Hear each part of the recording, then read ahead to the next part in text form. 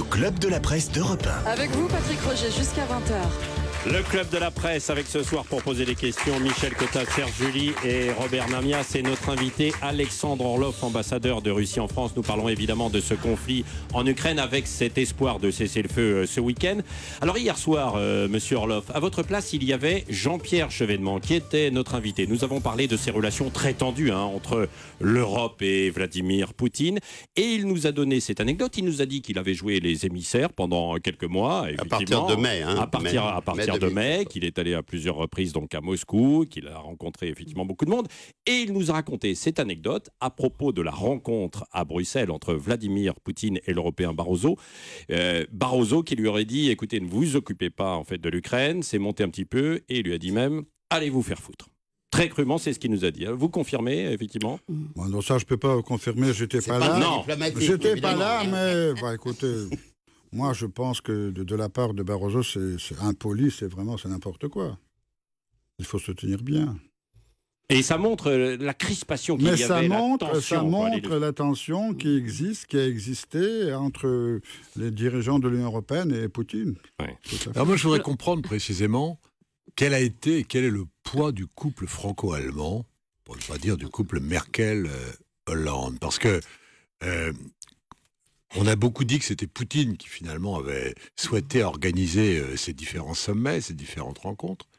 Et est-ce qu'ils ont vraiment pesé, ou est-ce que, si j'ose dire, c'est pour faire bien dans le tableau, mais que Poutine a décidé seul s'il signait ou s'il ne signait pas un cessez-le-feu?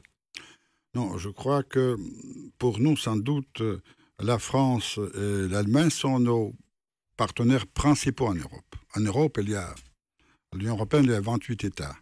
Mais il y a des États qui pèsent plus que les autres. Et sans doute, la France et l'Allemagne, ce sont vraiment les États essentiels. Pour nous, les partenaires essentiels, aussi bien sur le plan politique qu'économique. Puis alors, le couple franco-allemand, dès le départ, des origines de l'Union européenne, a toujours joué le rôle pilote, de pionnier. C'est eux qui ont fait cette construction européenne.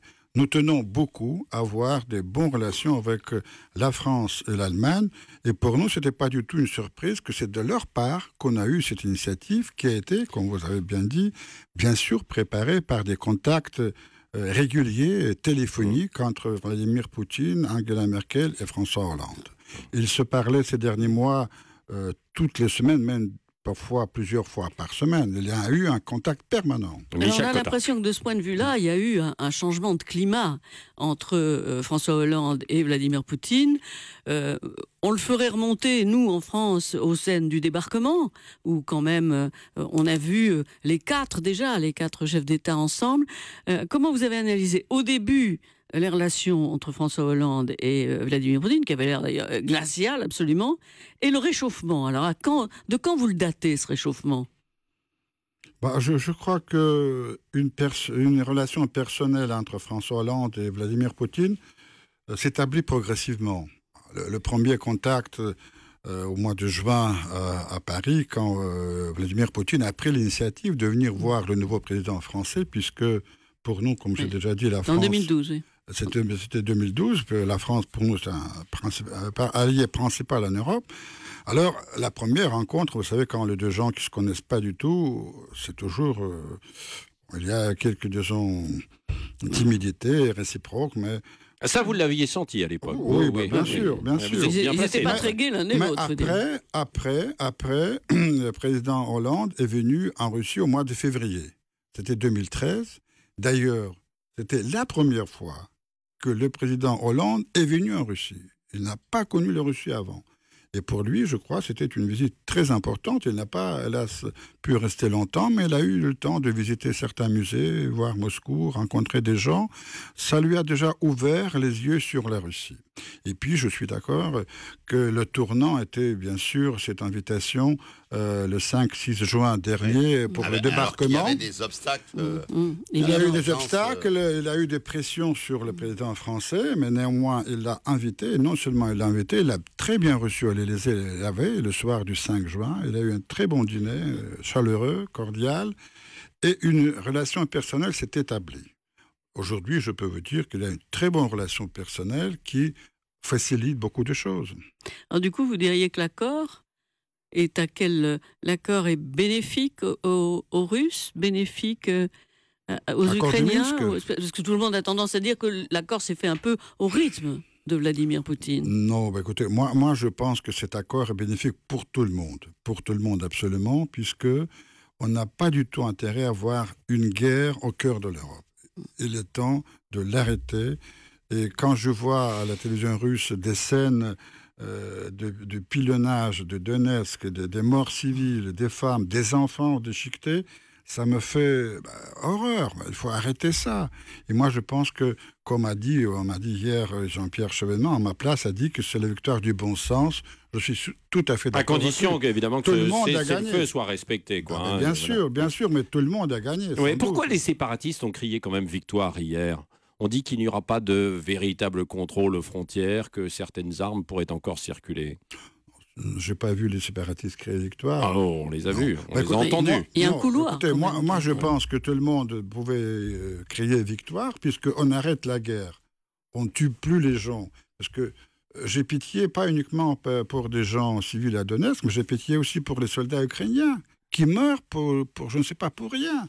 Vous savez que dans l'armée ukrainienne, c'est très difficile de mobiliser maintenant les gens. Ils fuient le pays pour ne pas être mobilisés. Ils ne sont pas du tout motivés.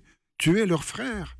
Et c'est pourquoi je pense qu'on peut créer victoire de deux côtés. Est-ce que la Russie avait quand même maintenant besoin d'un accord qui permette à terme très rapidement de lever les sanctions économiques? Car vous disiez tout à l'heure que la situation russe n'était pas catastrophique.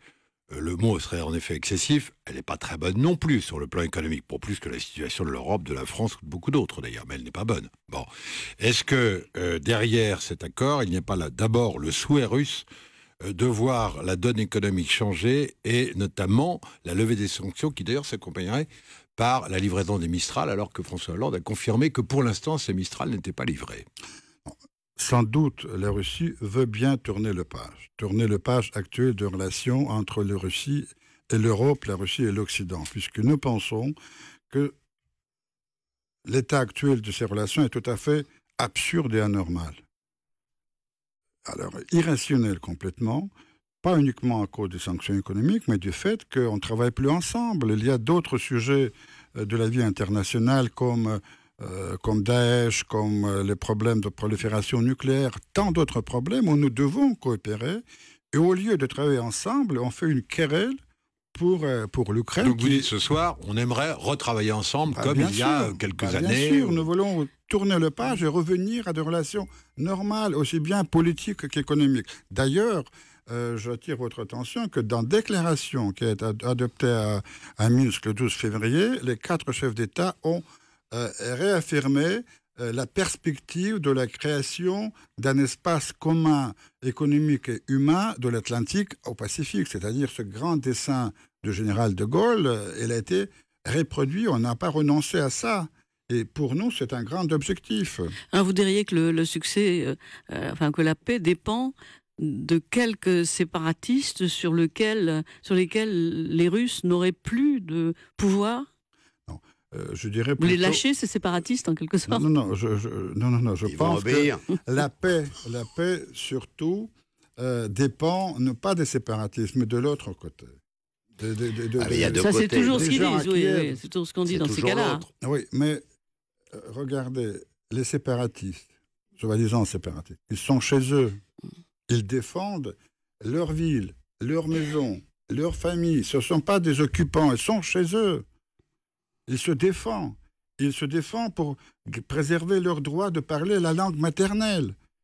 Je pense que si l'autre partie cesse de les agresser, cesse de pillonner le vire, ils n'ont aucun intérêt à poursuivre la guerre. L'Ukraine était l'Ukraine, l'Ukraine n'est plus tout à fait l'Ukraine aujourd'hui. Mais l'Ukraine avant était russe. Avec ses frontières telles qu'elles étaient encore il y a quelques années. Vous avez dit les frères. Ne sont pas contestées. Les frontières de l'Ukraine ne sont pas contestées. Vous avez dit que c'était deux frères, que les Russes et les Ukrainiens étaient des frères. Oui. Ça vous fait allusion à l'histoire, puisque on sait bien que avant que l'Ukraine existe, elle était rattachée naturellement à la Russie. Mais alors, c'est des frères vraiment. Michel, on marque une petite pause. Et puis on poursuit notre dialogue effectivement avec Alexandre Orlov, l'ambassadeur de Russie en France, qui est l'invité ce soir du Club de la Presse d'Europe 1. Suivez le Club de la Presse d'Europe 1.